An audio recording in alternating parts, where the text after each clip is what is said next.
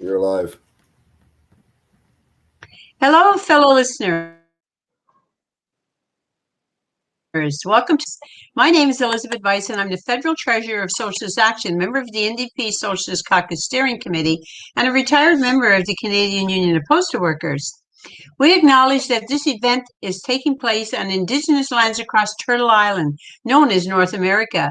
That includes the unceded territories of the Mississauga of the New Credit, the Wendat, and Haudenosaunee people in a place called Toronto. We join in the fight for justice, recognizing that there can be no real reconciliation. Entails seizing the assets of the big resource corporations and returning them to the commons. Tonight's topic is the Canadian Labour Congress at a crossroad. What does WAM want? Our show features the Labour Forward candidates for the CLC executive. We will have Julius Arscott, who's running for president, Jennie Esnard for executive VP, and Sandra Griffith-Bonaparte, also for executive VP. Sure.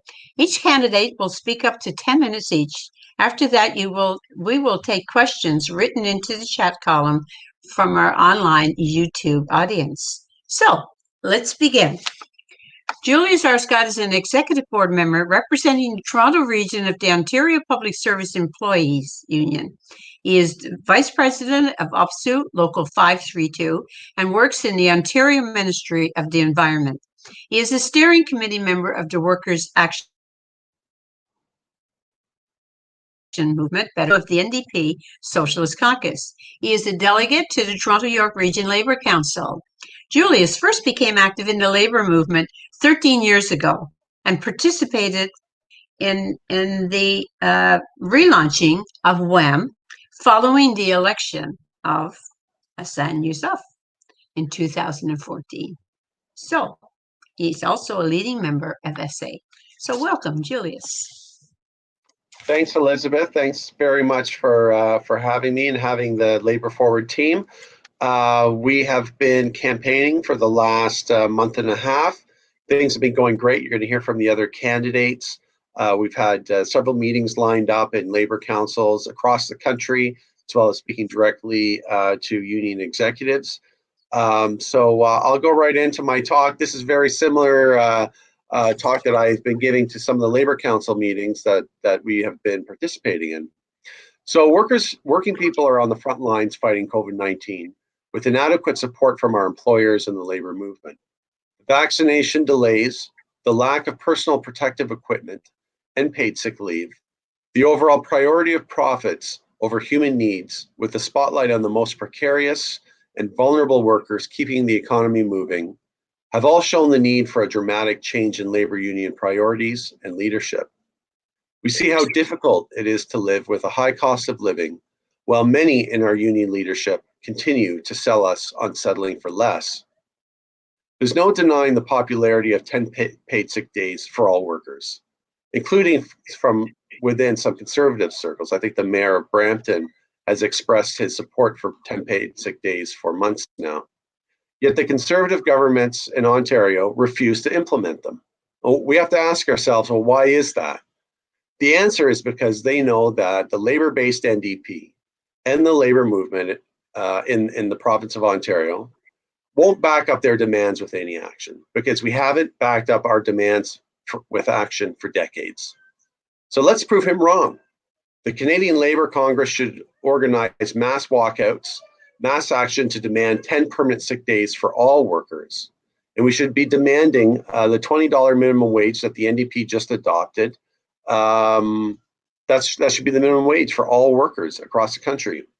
We call for public ownership of the pharmaceutical industry, the giant telecoms, the huge retail chains, big oil and gas, the banks, and private long-term care centers. Workers want a union movement which is engaged in the class struggle, a movement which does not shy away from defending the interests of our class around the world, such as the plight of the Palestinian people against the oppressive, racist apartheid state of Israel. A movement which will take a leading role in fighting the pandemic and eco-catastrophe head-on. WAM set a precedent by standing up for democracy at the Ontario Federation of Labour Convention in November of 2019 in a way that hasn't been seen at an OFL convention in many years. We played a leading role in defeating an amendment to hold the OFL conventions every 3 years as opposed to the current every 2 years. That change would have undermined accountability, transparency, and union democracy. WAM campaigned for an end to concessions bargaining, for an end to two-tier wages and undemocratic union practices, and we urged a general strike to dump Doug Ford, and that was a huge portion of the OFL convention was a discussion on the need for mass action to bring down the Doug Ford government. WAM candidate for OFL president, Barry Conway, who's a member of CUPE, received 36% of the vote, which was double the support he had got at the previous OFL convention in 2017. WAM candidate for OFL executive VP and producer of this webcast, Kurt Young, received 34%. The substantial vote for both WAM candidates set a high watermark for class struggle politics in the labor movement. Establishment forces were visibly shaken by the sizable support won by WAM, and dozens of delegates joined the Workers' Action Movement following the convention. CLC elected officers should be paid no more than the average salary of the workers they represent. And if I'm elected president of the CLC, I will commit to donating the excess amounts that I'll be paid as part of my salary. The salary is listed in the CLC Constitution, but in general, labor leaders shouldn't be compensated more than the average wage of the members. Union members should be able to vote directly on bargaining demands, on contract ratification, and on proposals for mass job action. Unions should make a priority of unity in action with social justice movements such as Black Lives Matter and Idle No More. And we must provide international solidarity with causes of environmental concern. We need to give life to the vision that together we can live, we can win, and we must build a better world. Sisters and brothers, comrades, change does not happen automatically like a gift from the boss. And it often seems that we're all waiting for improvements to happen automatically, but they never come. The reality is that it always and has always happened through working class struggle. We must stop relying on arbitrators, the boss's legal systems, which continuously screw us over, and parliamentary cretinism, which has gotten us exactly in the situation that we're in today. We must build a mass movement to beat the boss's austerity agenda. So I'm very honored to announce that WAM is running candidates for the top CLC executive positions. I'm running for president of the CLC. Jennie Esnard, who unfortunately couldn't be here today, is running for executive vice president. Sandra Griffith-Bonaparte, who you'll hear from shortly, is running for one of the executive vice president positions. And Harold Marcotte is running for secretary treasurer. With militant, democratic, courageous leadership, nothing can stop the power of the working class. So we welcome endorsements, we welcome financial contributions, and I would encourage everyone who's watching to check out our website. It's www.laborforward.ca. It has a full description of what our platform is, who we are, and what we want to do. It's a great website. And yeah, I guess the only other thing I'd say is that the hot button issue right now that is going on is around international solidarity and Palestine solidarity.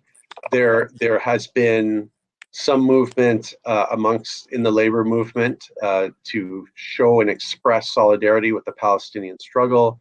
We saw that the CLC did put out a statement. I don't think it was strong enough. PSAC has put out a statement, and I just recently saw that CUPW has put out a statement as well. So we see that issues such as supporting BDS and supporting the Palestinian struggle are at forefront today. And the labor movement owes a lot to many of these oppressed nations. There's a great book by Eve Engler called, I think it's called Left Right, or I might be getting that backwards, right left, I'm not sure. But it's basically about the workers' movement in Canada and it's the bureaucracy of the workers' movement and its support for imperialism around the world. And it really is an eye-opener. I'd recommend the viewers check it out. I found it to be very useful. And so we owe a lot to these oppressed nations. And of course, we owe a lot to our own oppressed nations, including First Nations across the country, from coast to coast to coast, the Quebecois Nation. There's a lot to do. And I think judging by the huge amount of support that we received at the OFL convention, the issue of concessions bargaining being the norm, the issue of the right to strike only existing until we use it, is impacting and affecting workers in a way that hasn't been seen in a very long time. And we hope to bring those issues forward at the Canadian Labour Congress. And so if you're a delegate or if you want to support us anyway, please reach out to us. Again, www.laborforward.ca. Thank you. Okay, thank you, Julius. And as Julius said, unfortunately, Jennie Esnard can't be with us tonight because of work-related issues, but we will see a video of her. But a little bit about Jennie. She's a regional director of the Professional Institute of the Public Service of Canada and sits as the current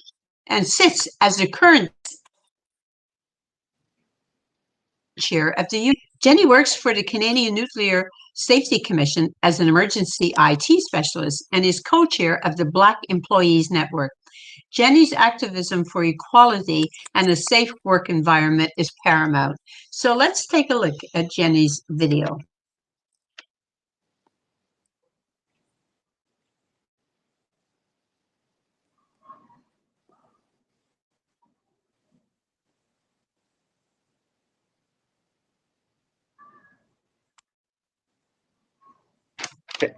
Can't hear, Kurt. An activist for human rights and the labor movement. I currently sit on the board of directors for the Professional Institute of the Public Service of Canada, as well as chair of the Human Rights and Diversity Committee. I spent considerable time in the political arena in my younger days. My motivation is the labor movement and how we can improve. We need to shake things up, people. We need to shake up the establishment.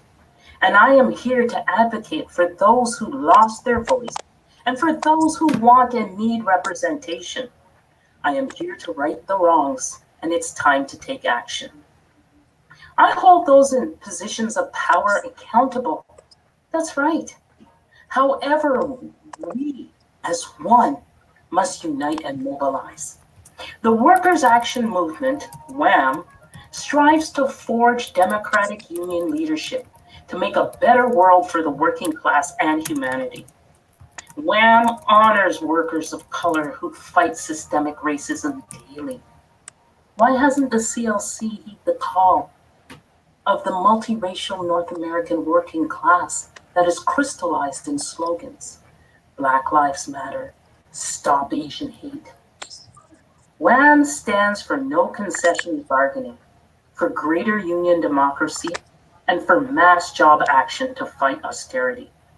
We want labor to lead struggles against systemic racism, for eco-socialism, and the need to defund the police.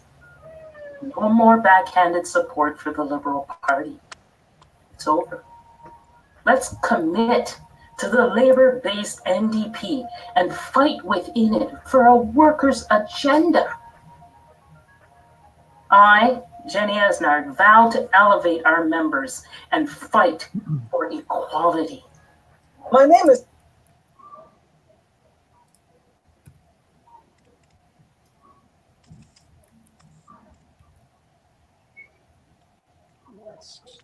Elizabeth, you're muted.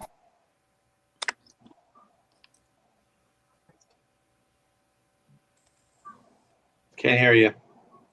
Elizabeth, you're muted. I know, and I unmuted myself, but something happened. So you can hear me now? Mm-hmm. Yeah, sorry to our fellow listeners, just some technical problems tonight. Okay, so let's begin again. Our next candidate for the Canadian Labour is Sandra Griffith-Bonaparte, and she emigrated in 1988 to Canada from Grenada, which is in the Southeast Caribbean. She got a job in the federal public service and became involved in the Union of National Defence Employees, a component of the Public Service Alliance of Canada, better known as PSAC. As president of UNDE Local 70607 for over 12 years, Sandra's outstanding leadership attracted envy and hatred from when she gained accolades as a union spokesperson and educator. Her bigoted opponents filed false charges for harassment against her. UNDE brass removed her from office for 10 months, but Sandra is back and back stronger than ever. She is a member of the Workers' Action Movement and a member of SA in Ottawa. So welcome, Sandra. Thanks, Elizabeth. Oh, where have I disappeared? Okay, here I am. So I start by saying one of my favorite guys, Marcus Garvey, a great trade unionist, once stated, he said, without confidence, you are twice defeated. With confidence, you've won even before you started. Today, as I stand here before you to assure you that the waning confidence we have collectively witnessed since the last CLC election must come to an end if we are to move forward as a united union and a united front that truly puts the needs of its members first. In my years of activism, my years of proactive union activism has prepared me to be a leader we need to transform our organization and push through all obstacles placed before us. My name is Sandra Griffith-Bonaparte, and I am part of the Labour Forward Slate. As your prospective executive vice president on the CLC leadership team, I promise to fight relentlessly to protect our workers' rights and strongly advocate for eradicating inequities that our members are experiencing in the workplace. We can assure you that when elected, we will make it our top priority to strengthen our union and unconditionally support all members while ensuring accountability and transparency within our organization. In addition to being known for my tenacious, compassionate, and effective leadership, and my many years of pro-union activism as your prospective executive vice president on the CLC team, we will be the voices of our union brothers and sisters that will not stop until it is heard as we spearhead proactive initiatives and actions that will inclusively support all members, that will assist us with making further gains and by ensuring that power is returned to our membership. However, in order for this to happen, there first needs to be a paradigm shift within the CLC, such that individual executive leadership aspirations and corresponding entitlements will no longer conflict with an overshadow the needs of members, which have been extremely problematic and have interfered with our labor movement progress. Efficient and effective leadership in the CLC must begin and end with directly addressing the needs of our members, and that includes valuing us as individual contributors who have made sacrifices to let our government know that we matter, that our health, our safety, our working conditions, our workload rights must be protected. As a Labour Forward Slate, together, we can co-create equitable and inclusive spaces, governed by an accountable and transparent executive team that values your voice, addresses your concern, and wholeheartedly support your well-being as union members. So, as we extend our hands to you as pro-union activist members standing in solidarity with you, we look forward to initiating a grassroots organic process of change that will focus on engaging and supporting our valued membership, because serving our members means putting you first. With that being said, dear members, it really is a time for change. Not just a change, but a change that you can trust. A change that is pure and authentic, and a change that will positively impact all members and will transform our organization. By voting for Labor Forward, your message to the CLC will be clear. You are not confident in the existing leadership and you need to have, and your needs have not been met.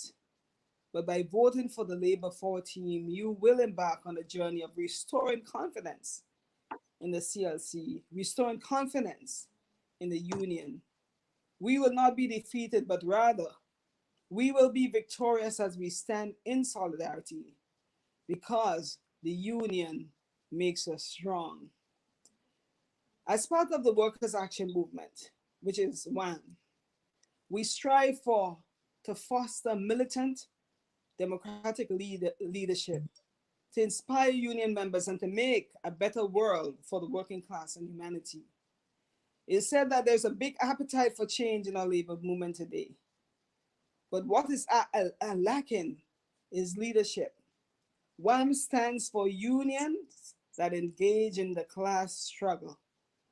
Workers want to fight against concession bargaining and against two-tier wage and benefits and against the attack on our pensions. You know, recently I was speaking to my component president and I said to her, I don't understand what kind of bargaining we're doing because it's always at the management or the employer's discretion. I said, how do you call it bargaining? She said, well, you know, that's why it's called bargaining, because we have to give a little and we have to take a little. And I said, I disagree with that. For one, there's a visible shift in consciousness in the workers' movement as a result of the public health crisis and economic depression. We need a movement that takes a leading role in fighting the pandemic and the catastrophic head-on. Workers are on the front line fighting COVID-19. Vaccination delays, lack of PPEs, lack of paid sick leave, while the most precarious and vulnerable workers keeping the economy moving, all show the priority of the bosses and private profit. One, we honor the workers of color. We continue to fight systemic racism, and I'll tell you a little bit of that a little later, in the workplace and in our union.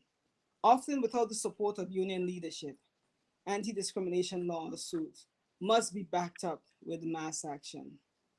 WAM stands in solidarity with Indigenous people and support land back initiative. The CLC must listen and hear the call for multiracial North American working class, like Black Lives Matters, defund, disarm, abolish the police, and eradicate white supremacy. I'll tell you my story. In December 2019, I faced discrimination and bigotry in my union. I was lied on, and as Elizabeth said, I was suspended for 10 months. You know, during that time, my spirit was daunted because I just didn't understand. And I couldn't fathom that an organization that professed to be freedom fighters and justice seekers could be worse than the people that they condemn, the government and management. But you know something? I survived. And here I am with Labor Forward team ready and willing to stand with our members. So I want you to join us to fight for labor. Thank you so much, Sandra. Thank you. Is running for Secretary Treasurer of the CLC. Harold Marcotte was an active member in the International Brotherhood of Electrical Workers, IBEW, where he cut his teeth on the picket line in a strike that lasted over 6 months. Later, he was a member of the Power Workers Union. In 2007, he became a senior examination and certification officer with the Canadian Nuclear Safety Commission. Harold was a steward, chief steward, and since 2018, a group of the Professional Institute of Public Service. The NUREG group now represents 640 members. Welcome, Harold. Sisters and brothers, my first memory of the labor movement was getting thrown on the hood of a car with a picket in my hand. That was quite some time ago. I remember quite vividly. I turned to the police officer who was there in close proximity to me, and he just laughed at me. I learned very quickly whose side they were on. The strike actually lasted several months and pretty hard times for me and my family and my friends. But I have to tell you, every second was worth it. I was so proud to pick up the torch from my father and my grandfather, who are both proud members of the Carpenters and Joiners Union. And I want to hold it high for my children and my grandchildren. Hello, my name is Harold Marcotte, and I'm running for the office of Secretary-Treasurer of the CLC. I'd like the CLC to make good use of the lessons I've learned to help our unions grow and prosper in these most difficult times. Over my career, I have changed occupation a few times. I was an active member of several unions, including OPSU, the Power Worker Union, and eventually the Society, which was the Union of Professionals at Ontario Power Generation. My latest change of career came in 2007, where I became a Senior Examination and Certification Officer with the Canadian Nuclear Safety Commission, which is a separate employer of the federal government. And that's where I believe my union career actually blossomed. And that's when I became a steward and chief steward. And since 2018, I'm now the president of the NUREG group, which is a group of the Professional Institute of the Public Service. The NUREG group now represents 640 members, and I'm proud that with a lot of legwork, all of the RANDs that we had are now signed on as members. We don't have one RAND left in our group. There's always a lot of talk, but not much action. I want to spend a few minutes on action. I believe I'm a man of action, and I long for a union of action. Not that I want to spend more time on the hood of cars than a picket line, but as an active steward, I can tell you I handled many employee relations issues, including harassment, discrimination, plagiarism, job classifications, individuals, groups, and policy grievances. In my tenure as NUREG president, I served as the consultation president for NUREG at the CNSC. I'm co-chair of the CNSC's Health and Safety, Policy Health and Safety Committee and the Labor Management Consultation Committee.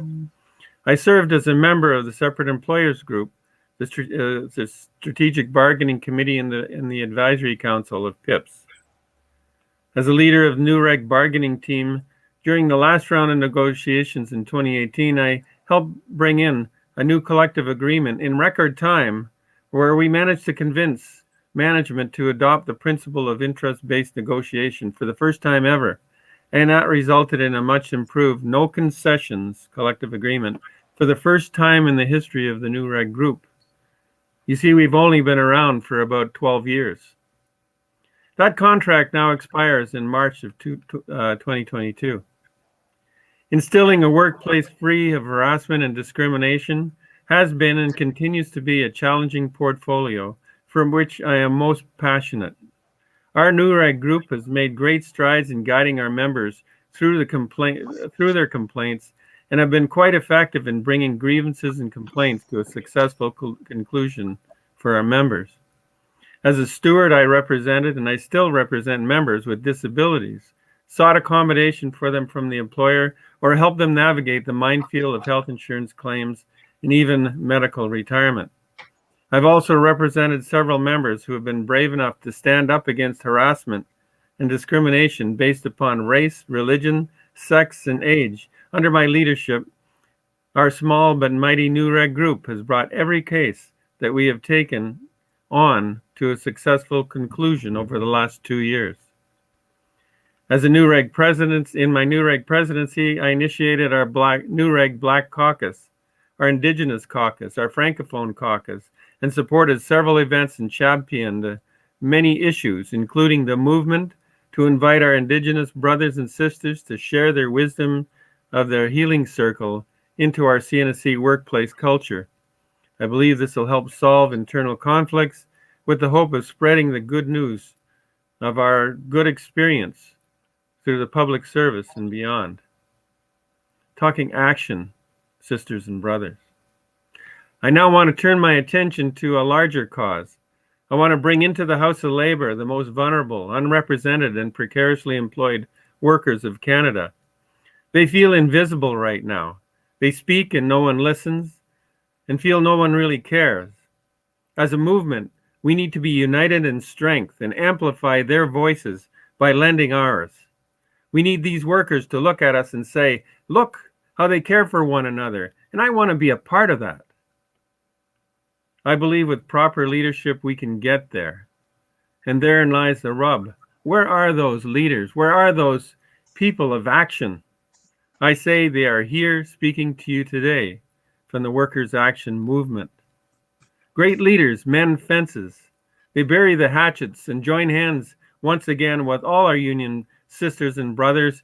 They build shelters, throw wide open the doors, and invite everyone in. Really show people how we care for one another. Great leaders lock arms together and march in the streets, proclaiming our proud labor movement, demanding proper pay for the frontline workers, PPE, protocols and protections, and a decent sick leave, and the right to strike. Great leaders join voices together with theirs to loudly demand that every worker deserves what every worker deserves, but fewer and fewer people enjoy. It's a time for change. We can't just watch and whimper as our union numbers diminish, our benefits are threatened, and our wages erode. We cannot allow ourselves to be paralyzed with fear or captured by complacency when the forces that divide us are growing in strength every day.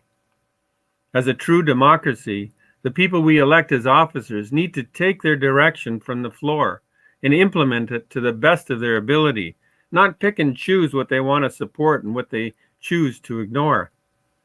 We should demand that all of our leaders here at the CLC and in government, as members and delegates, we should never rely on others to decide for us what to do and who to put into office. We should never just strive to be on the winning side. We should be ready to stand alone if need be, with our informed convictions. That is the true power of democracy. And, my brothers and sisters, you will never stand alone. As for government, we need to send union leaders to every riding and nominate union leaders to become candidates in the new Democratic Party of the House of Labor. Time to put labor on the forefront of Canada's Labor Party. Time to plop our size 6s and our big size 12s right in the middle of it, and in the wake, knock the dust off those old pillars of our capital buildings and move the Canadian labor forward in an organized, intelligent way. My brothers and sisters, the future of labor in Canada begins quite often with just one vote, and that is yours. And thank you for your consideration. Thank you, Harold. Okay. I'm getting feedback. Okay, it's gone. All right, so I want to thank you all. And now with the help of our technical producer, Kurt Young, we'll hear some questions from our online audience. And we will take 3 questions at a time. Kurt will put them in the chat. So people please follow the chat, because there's also instructions in there. Maybe Barry, you should read as well. Anyway, Kurt, the first 3 questions, and then I will give the lineup. Give me a moment. Okay.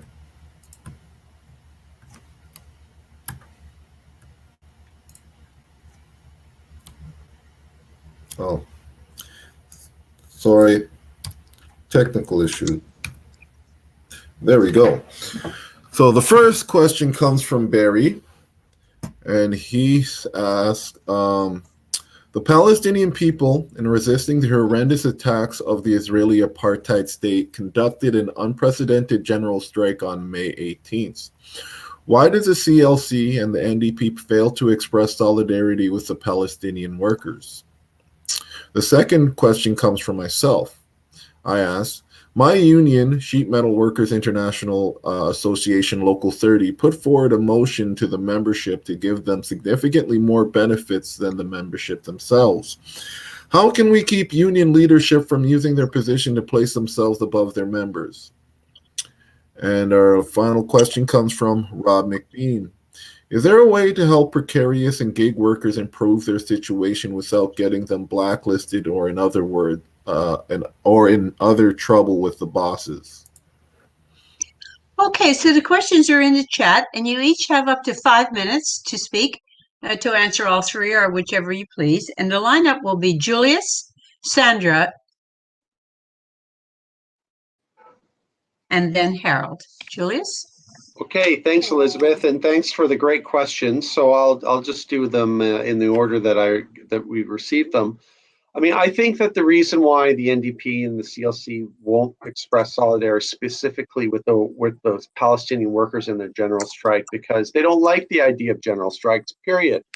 That, along with the fact that they're both incredibly tolerant of Israeli apartheid and have actually been involved historically in the Israeli project from the beginning. And again, I recommend folks check out Eve Engler's book on this issue. So I think that the only reason why the CLC and the NDP have really said anything about this struggle in terms of laying the blame on the Israeli state is because of the hard work of activists who are engaged in the NDP and the labor movement, who have pushed this issue through resolutions over years in some cases. So we need to continue to push, because really it's not nearly enough, and many unions, including my own OPSU, have basically said nothing about this situation. I'm trying to change that. There's a motion coming forward to the OPSU Executive Board next week to express solidarity, and we'll see what happens. In regards to Kurt's question, I think that in order to keep union leaders from taking advantage of their positions and giving themselves extra perks, I think really, these attempts should generally be opposed. I mean, I think that if union leaders are expecting to be paid higher wages, then they should fight for the members to get paid higher wages. If they're expecting to get better benefits or a better pension or a pension, then they need to fight for their members to get all of those things. I think that once you start on the road of labor leadership getting extra perks outside of what the membership has, the divide begins. And you see the situation today where much of the labor leadership is completely, their priorities are completely different from that of the rank and file. So I think that again, it goes back to the whole issue of, CLC executive officers and how much they get paid, not reflecting what the average wage is of the workers in this country. And the other thing, of course, is that when you remove these material benefits, you basically remove the impetus for a lot of people who are opportunists to seek out those positions. So there's multiple reasons why that shouldn't happen. And Rob has a question about precarious and gig workers to improving their situation. I mean, I think that there's no beating organizing the unorganized. It needs to happen. The labor movement has the resources to train people to go into these workplaces and unionize them, but they don't. And we've seen that many unions, including Unifor, but they're not alone, have gone the easy route by trying to organize or raid already existing organized workplaces. In general, as a tactic, we're opposed to that because while workers should have a say in which union represents them, the point of these unions doing this is not for the best interest of the workers, it's to fill their treasury. So most workers are unorganized in Canada. They should be the priority. They should be the ones who should be organized. Stop there. You're muted, Elizabeth. Happening. Okay, sorry, I don't mute myself. Something, I guess it's a technical problem. Okay, Sandra? Yes. First, could you hear me? Could you hear me? Yes, I can. Okay. Yes, I can. Kurt, I can get into the chat. Okay, so Let's see the you question. want me to go over the questions one more time for you? I think I have two of them in my head. I'll talk. Refer to Barry's question about the Palestinians, I think, and yeah. Could you tell me the question? I'll write it down. The first one, Barry's. Hello. Hello. What the hell? I can hear you. I guess Kurt can't. Sorry, I had myself muted. The Palestinian people, in resisting the horrendous attacks of the Israeli apartheid state, conducted an unprecedented general strike on May 18th. Why did the CLC and the NDP fail to express solidarity with the Palestinian workers? Yes, what's happening to the Palestinian Israeli is a heinous crime, and it's tantamount to apartheid. And I believe that the NDP and the CLC, they have no interest in speaking up or speaking out against it, because it doesn't matter to them really. For me, a lot of these people, a lot of these officers, a lot of these leaders are just there for self-interest. So basically, I would say they are cowards, and they just want to maintain the status quo and please people. So they wouldn't speak out at all or speak up. And the next one, could you tell me your question? Okay, my union, Sheet Metal Workers International Association Local 30, put forward a motion to the membership to give them significantly more benefits than the membership themselves. How can we keep union leaders from using their position to place themselves above their members? What could we do? The fact of the matter is, our unions today, that's what they always do, place themselves above their the workers. As I said before, they have no concern for our needs. They don't support us. All they think about, what's in their mind is that what I can get from this.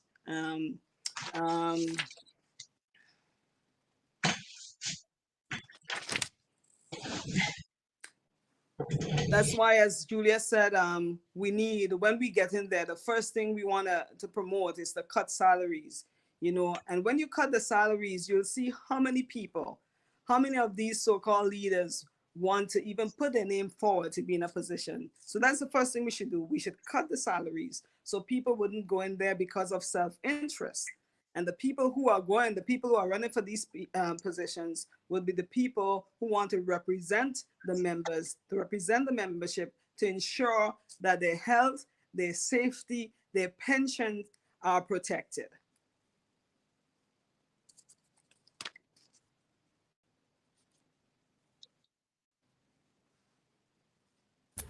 I yield.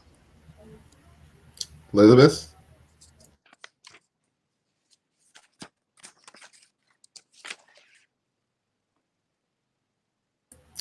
Okay, I'll move on to Harold.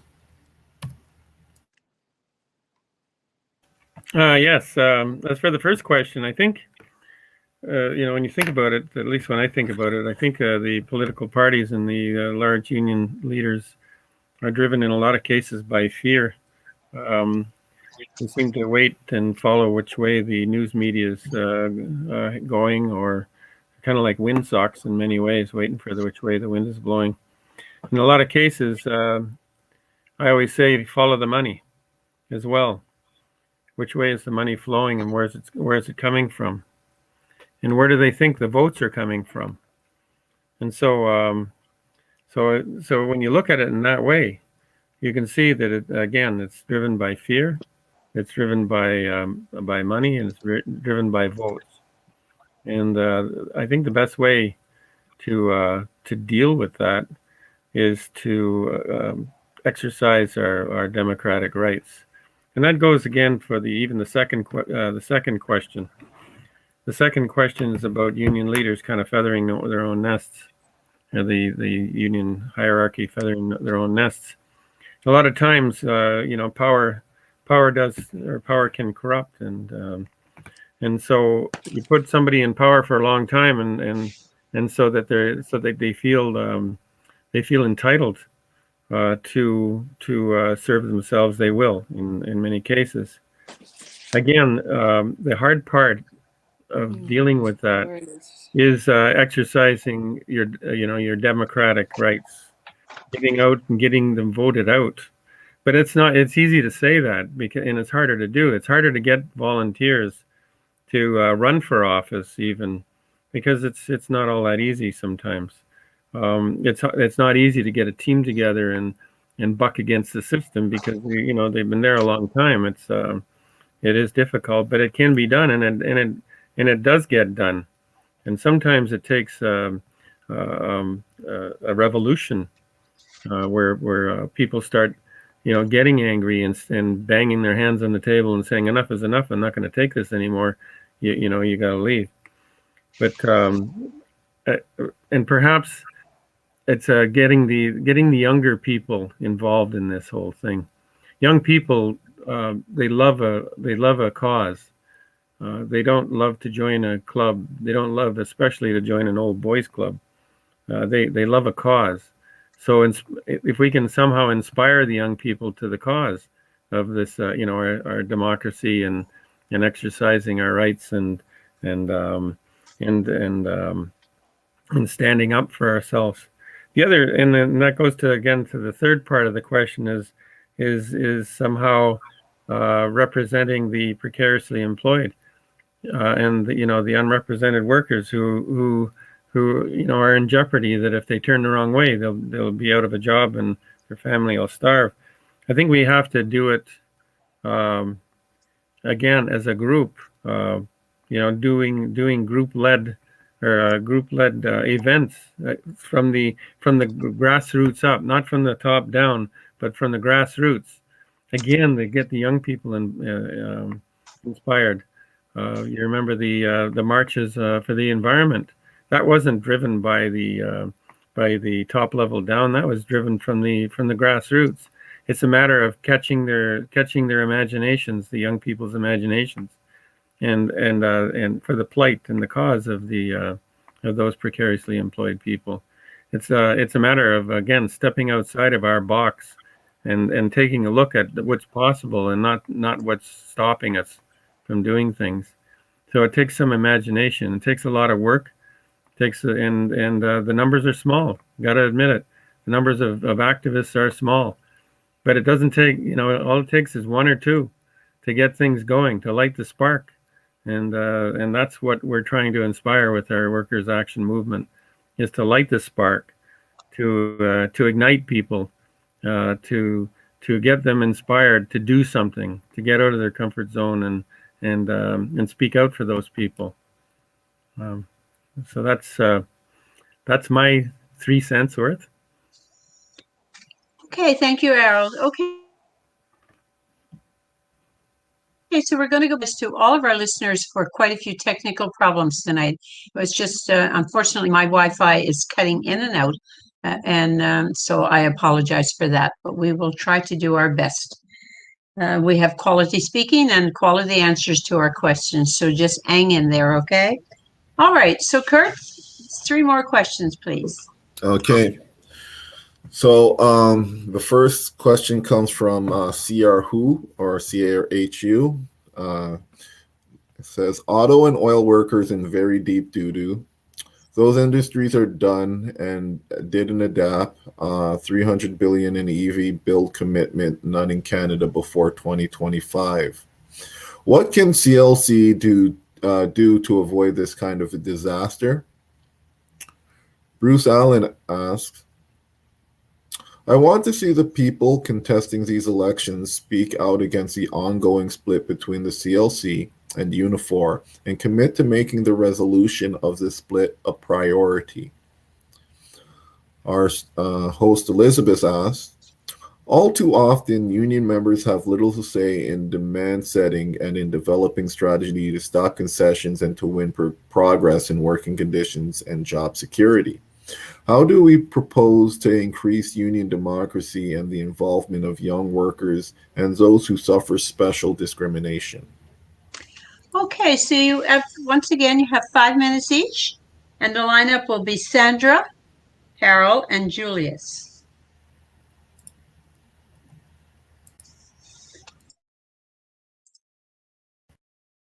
Sandra, you're muted.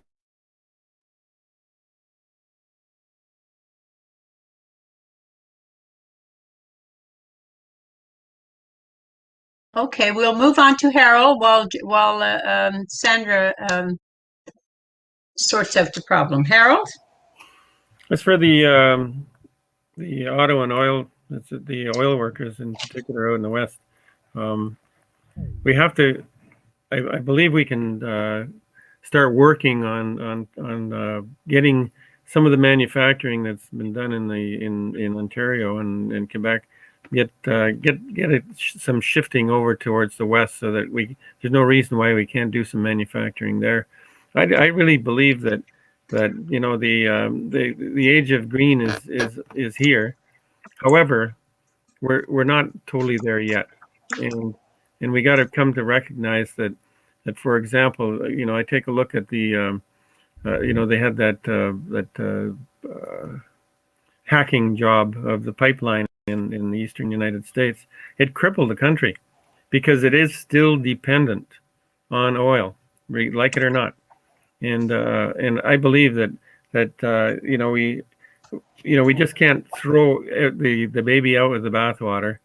We have to support our workers in the West. We have to continue with that industry until we replace it. We should be rushing to replace it, and I don't necessarily mean windmills and photo cells or solar energy. So those industries, if we take a hard look at those things, those are not exactly clean themselves in many ways. Looking at the manufacturing of the photoelectric and even in the wind, so we got to think again outside the box. There are other ways. I know I work in the nuclear industry myself, and nuclear as in Ontario, I can say, and for a while in Quebec and in the New Brunswick, the nuclear industry has provided a large number of very high quality, high paying jobs, technical jobs, and for some reason, it's just being ignored. I know there's lots of new nuclear technology that can be exploited, even in the West. I know in the West they're flirting around with pebble bed reactors, and so the energy industry is not dead. We have to move away from the coal, the oil, but we can't again abandon our people out there. As far as auto workers, this last go around of the free trade with the United States really, I think, was a real disaster. We're giving in, and we're giving away our jobs, and we gotta, politically, again, we gotta get back our jobs.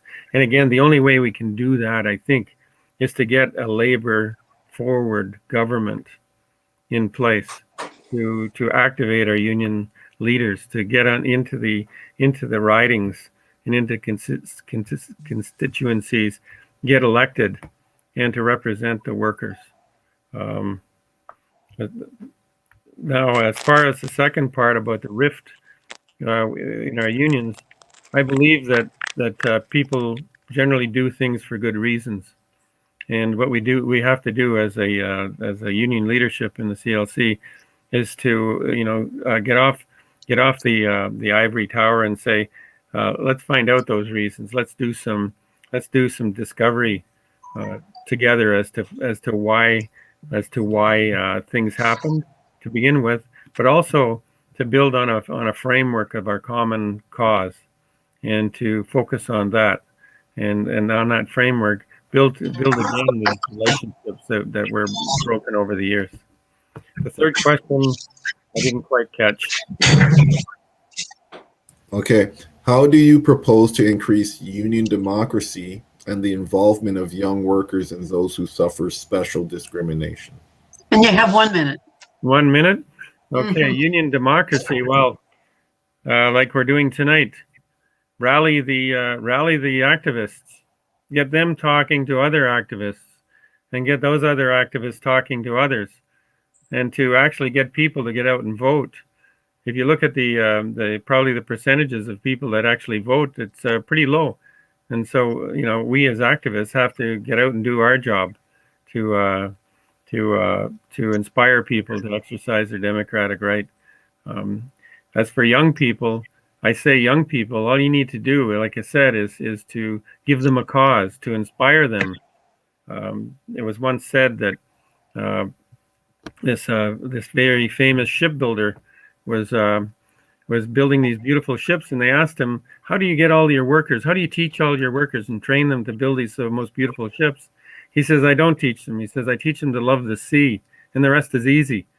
So I think what we got to do is teach our young people to love the labor movement for what it can do for them, for their families, for their children, and for the future, and inspire them, and then cut them loose. I mean, they know how to do it. Just cut them loose, and stop saying to them, "Hey, you can't do that," or "I've been there, done that, tried that." Cut them loose and let them go at it, and support them all the way. Okay, thank you, Harold.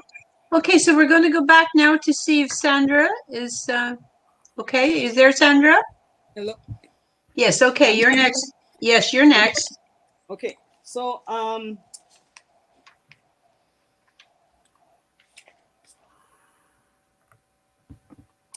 answer Elizabeth's question first. And I think that was, how do we increase members' democracy?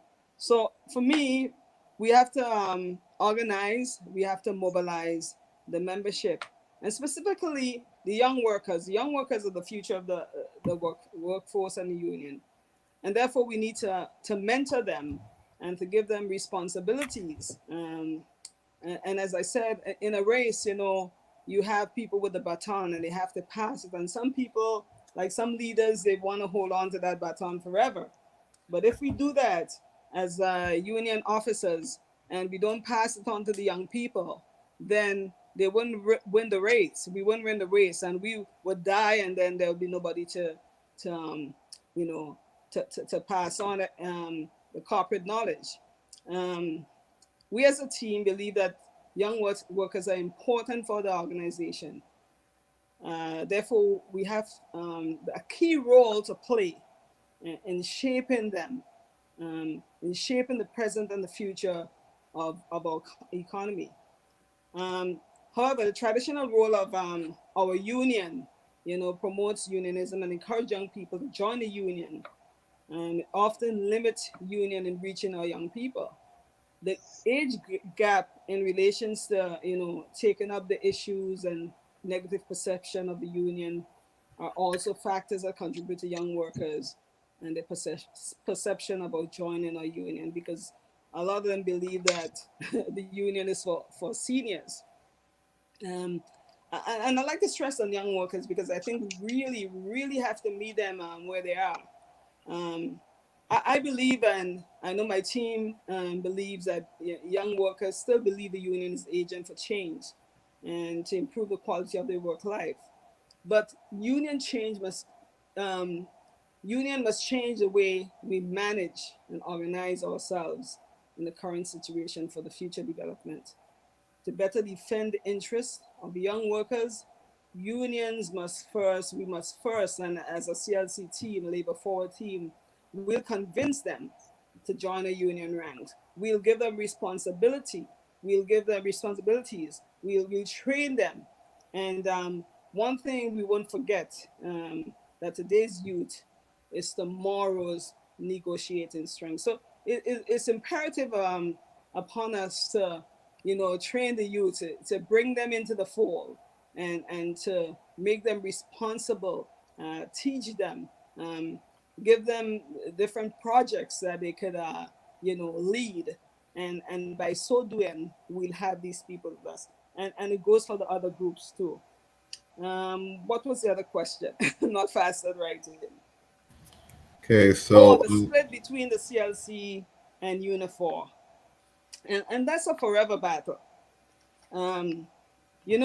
I always say, and I always believe, that you have to do in-reach before you can do outreach. And CLC is trying to do a lot of outreach, or maybe not, but you need to fix the House of Labor first before you can go there and tell anybody anything or do anything.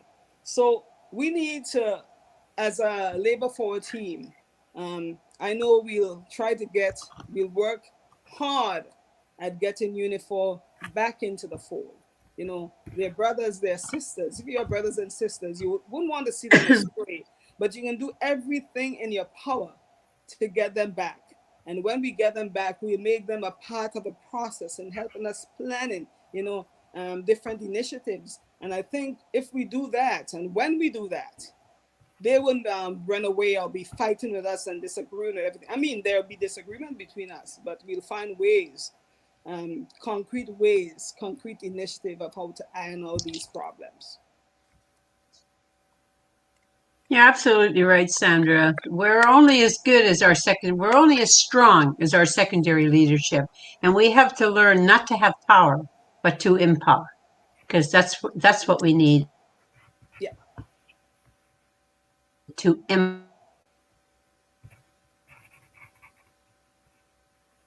You're up, Julius. Okay, thanks, Elizabeth. Again, great question. So I'll start with the last one. I think that democracy is key to mobilizing the ranks of labor. And I think that it is sorely lacking. And I think when we see rollover agreements where previous contracts are basically just rolled over, when we see concessionary agreements, or when we see zeros in terms of wage increases while the cost of living keeps going up, whenever we see these losses or lost opportunities to speak to the members and mobilize the members, all of these have a detrimental impact on the democracy and participation of the rank and file within each union. And it's very, very common to see this type of thing. It's all too often that we see activists who are outspoken threatened or warned about speaking out. You won't be chosen to be booked off for this or that campaign.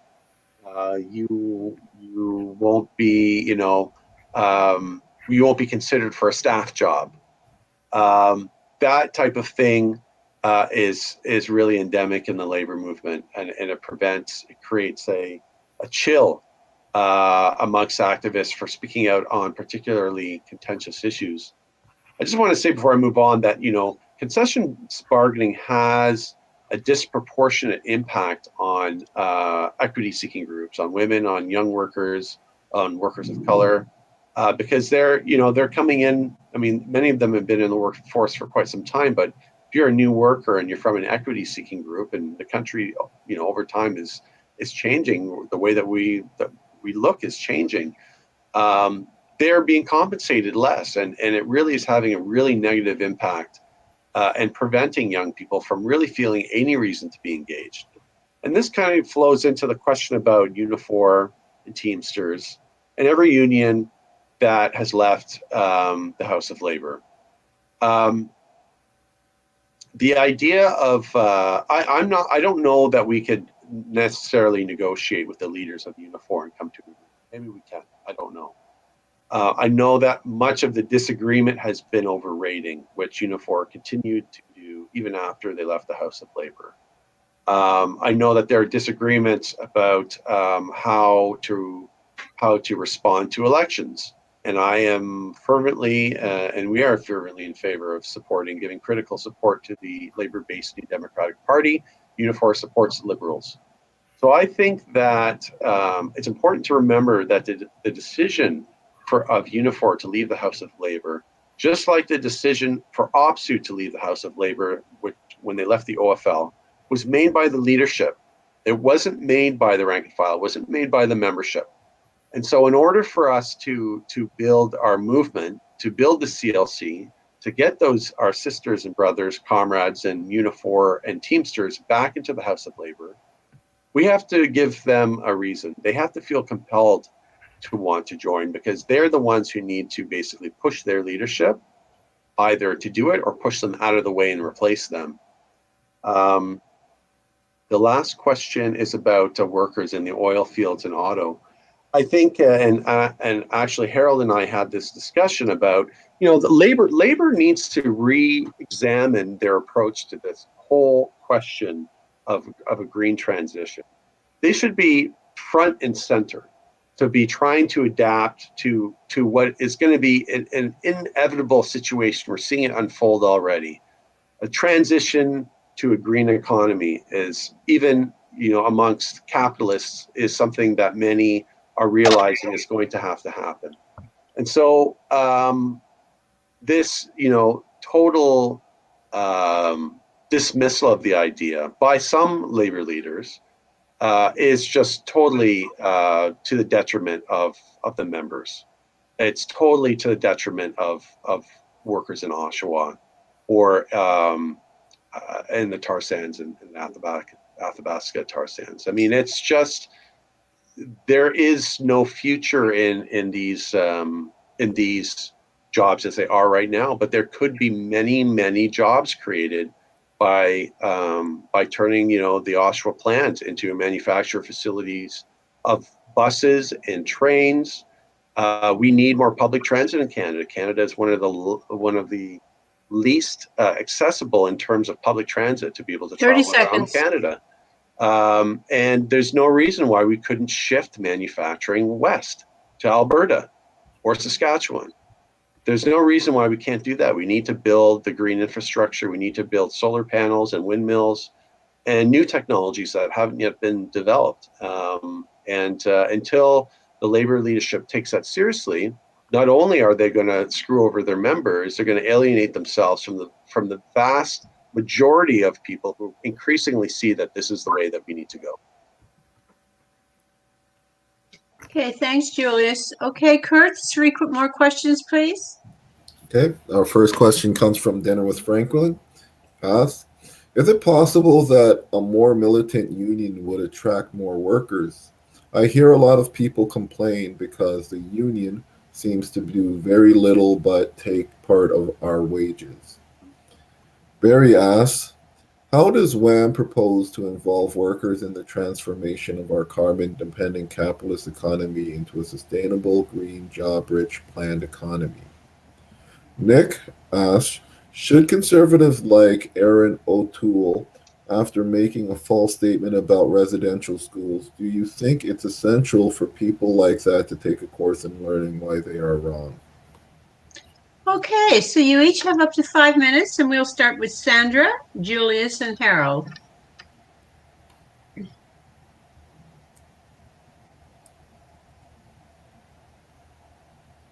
Sandra, you're muted. Yeah, you read the question too quickly and I can't get to the chat. Okay, so Dinner with Frank, and I'll just is it possible? Just tell me how to get to the chat. Well, the chat, it should be on your screen. It's like a chat icon on there, but let me just go over the questions one more time for you, quickly as possible. Okay, so is it possible that a more militant union would attract more workers? And then how does WAM propose to involve workers in transformation of our carbon-dependent capitalist economy into a sustainable, green, job-rich, planned economy? And the final question, do you think conservatives like Aaron O'Toole should take a course in learning why they are wrong? You see conservatives, what? Like Aaron O'Toole should take a course on why they are wrong. Okay.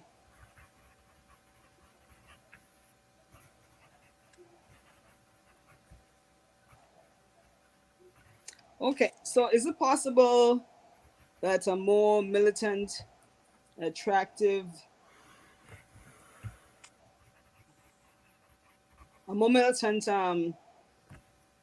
union attract more workers? For me, I would say yes. I'll tell you a story. So I'm from the island of Grenada, and in 1978 we had the New Jewel movement. I was stirring Eric Matthew Gary, and people said they were militant and they were this and they were that, but because they were militant, they outlined all the policies that we should, all the things that we should follow in order to have a better country. Similarly, I think if we have a union who's militant, a union who stands up for the rights of workers, a union who stands up for health and safety, a union who stands up for everything, or pension, a union who is strong and vigilant about protecting our rights, then we will attract more workers, because people like militant. I like militant, people like militant. They want people who are strong to represent them. You don't want any, and in my country we say mampy-pampy person, somebody who doesn't even have a backbone to represent you. You want people who stand up.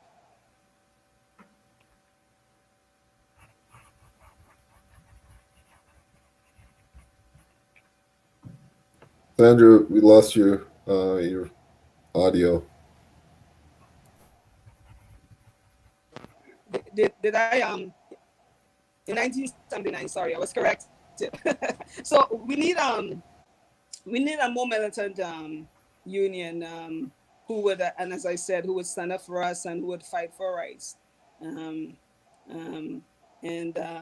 we'll attract a lot of people, because that's, I mean, even in my local, people said I'm a bit militant, and because I'm a militant, I get more people to vote for me every time.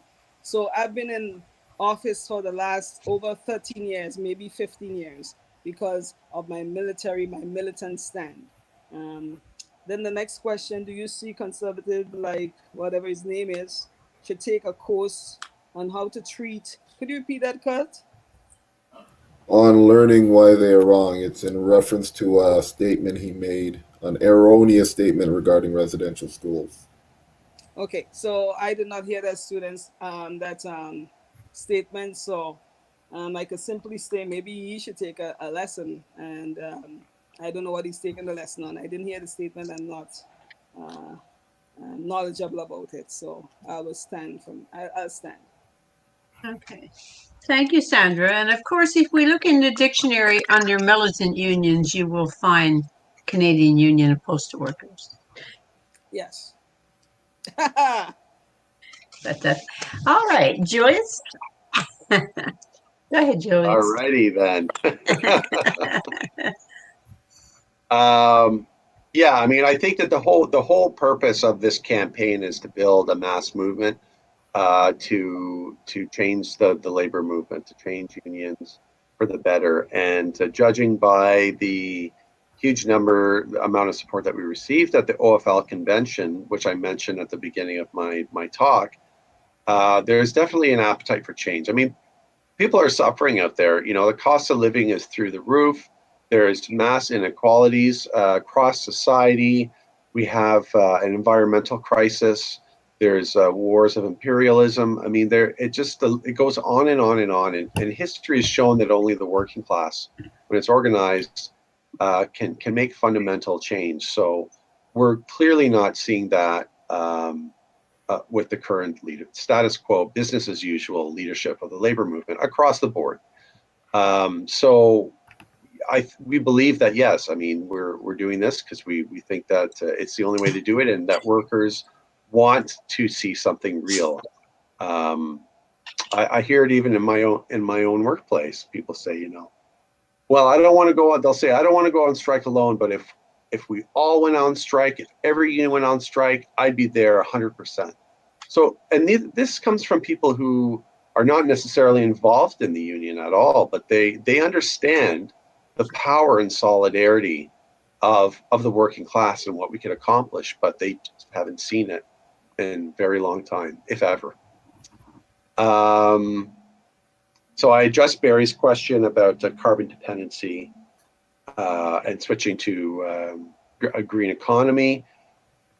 And Nick's question about conservatives and false statements about residential schools. I mean, I think that the issue of systemic racism is real, and white supremacy is dominant in our culture, in our country. And I think that education is key and very important, particularly around First Nations issues. So, I mean, Aaron O'Toole is speaking largely to his base, but we should remember that these ideas that Aaron O'Toole have don't necessarily just reside in the Conservative Party. They're all over the place. And of course, education is key. But again, I'd like to go back to the issue of two-tier bargaining, and that two-tier bargaining disproportionately impacts equity-seeking groups. Including First Nations groups and Black workers. I want to actually, before I end, I want to talk about Black Lives Matter and the fact that they were able to organize the largest mass demonstrations in the history of the United States this past year. They popularized the Black Lives Matter campaign in a way that I don't think anyone could have seen. And created a total shift in the narrative about the idea of defunding the police. This couldn't have been done without mass action. Several years ago, the Quebec students in Quebec went on a student strike for months and brought down a majority government. That was done through mass action. Postal workers went on strike decades ago and won maternity leave. It was an illegal strike. They won maternity leave for all of us. More mass action.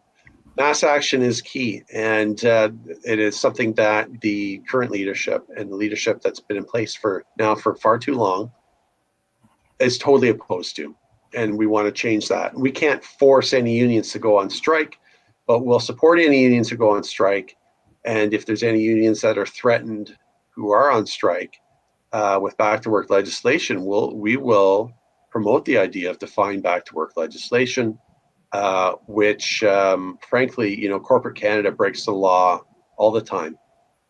It's part of doing business for them. So why can't we go on strike to win 10 sick days for all workers? Imagine if we all went out, except for healthcare, on that issue in the province of Ontario. Do you know how successful? I couldn't even comprehend. I have an idea, but of how it would galvanize workers inside and outside of the workers' movement if we all went on strike and walked out for 10 paid sick days for all workers. That's what we need. We need more talk about that, and we need more action around that. Thank you, Julius. Harold? I have to say that we workers are at our best when the times are the toughest, and the scales are tipped in the farthest against us. Julius spoke about mass action. I can say again also that nothing succeeds like success. As for a more militant union, it comes from more militant activists, people who need to step up and be brave. It's not easy, but once you start doing it, it gets easier and easier. And that is, speaking out when you see an injustice, and be outrageous and unpredictable, and get the attention. Be fearless, and speak with authority, but always be, try and be to be righteous and to promote a just cause.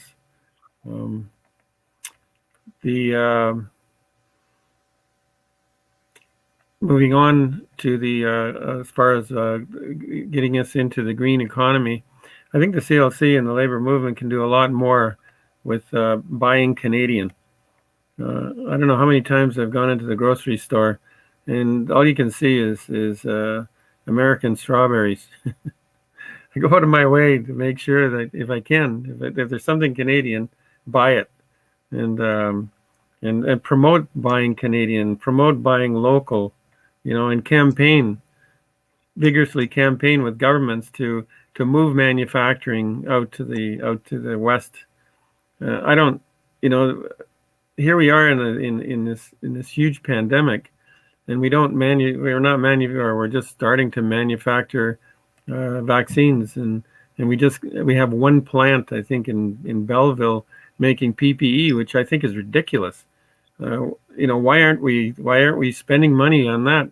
I mean, getting these things manufactured, and you don't have to manufacture them in Southern Ontario or Quebec. That could be done anywhere with with our rail systems and our transportation systems. As far as O'Toole, I think he's getting more and more irrelevant every day, and the best way to deal with him is to turn away and vote against them, and he will become silent very soon, maintaining that kind of an attitude. And again, he's not alone. It's not restricted to one political party. We got to look to ourselves and say, what are we doing in our own union,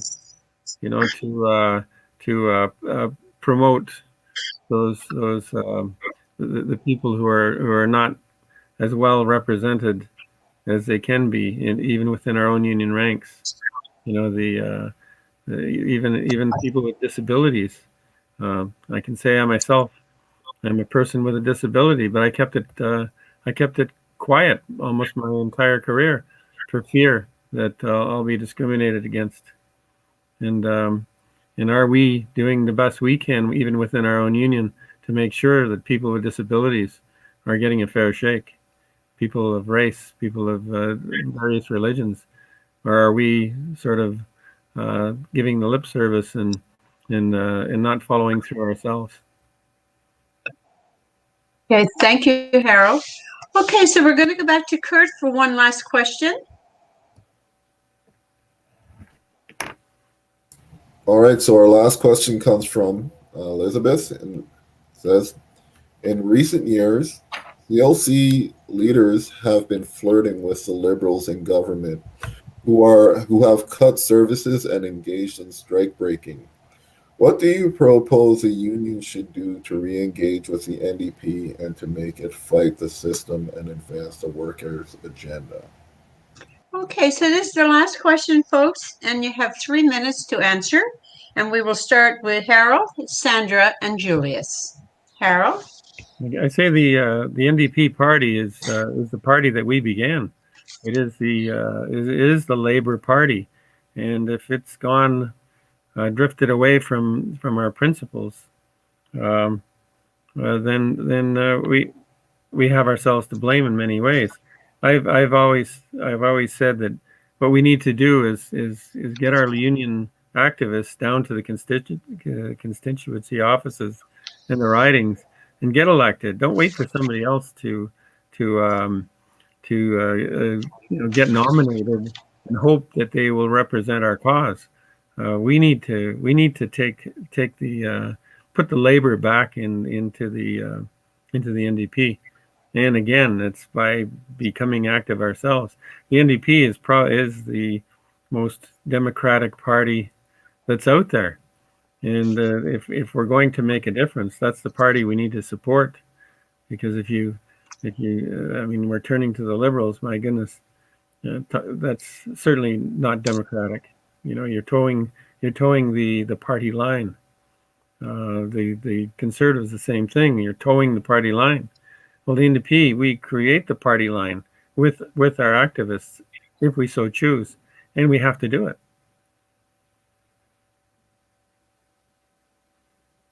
Okay, Sandra?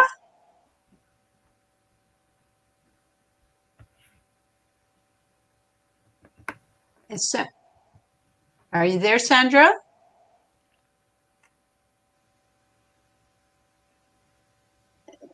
Do we have issues with her, Kurt? Technical issues? It seems she's here. Sandra, are you there? I'm here. Are you there, Sandra? I'm here. Okay, Yes. could you Okay.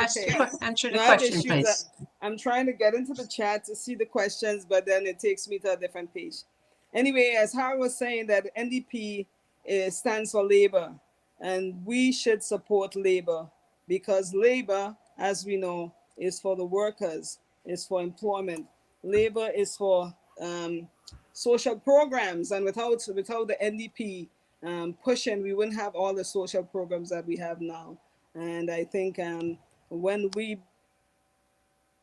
become the next CLC officers, the next labor forward team for the CLC, we'll be encouraging people that you need to support the NDP. You need to vote for the NDP because the NDP is the only government that will take care of its people, and not just the people who, not just the populace, but everybody, black, white, whatever, rich, poor, small, great. So the NDP is a very important Labour Party, and therefore we would support them. Okay, thank you, Sandra. Julius? Yeah, thanks for the question. All too often you see the labor movement around election time some leaders will say, well, we're not going to take a position on this. We can't tell our members how to vote. All of this nonsense is used as an excuse to essentially prop up the Liberal Party. So we're opposed to that. We support giving critical endorsement of the labor-based New Democratic Party. It's our Labor Party. We're lucky to have one. But not only that, I'd go as far as to say that we would encourage unions to affiliate to the labor-based NDP so that we actually have a say in terms of policy. And Harold touched on that. It's important for workers to be involved in our Labor Party so that we can drive the party and the policy in the party. So, yeah, that's my position on that.